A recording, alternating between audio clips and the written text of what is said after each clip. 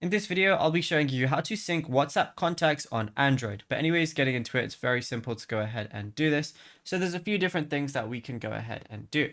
So the first thing is if you just added a number and it's not appearing in WhatsApp, let's say we have WhatsApp open, go ahead and go out of it, then press the three little lines at the bottom, swipe out of WhatsApp to close it properly, then open up WhatsApp and see if it's there again. That gives your address book a quick refresh. Now, what you can also do, maybe it doesn't have the necessary permissions, or maybe it's not reading the permissions correctly.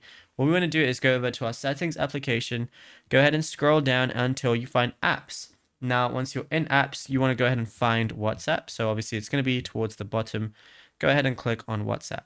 Then you're going to see permissions as one of the options. Go over to that. As you can see, currently it has no permissions allowed. What I want to do is go to contacts and then switch it to allow.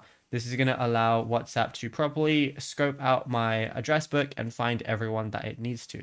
And yeah, once you do that, you should be good to go. Now, if you found this video helpful, be sure to drop a like and subscribe.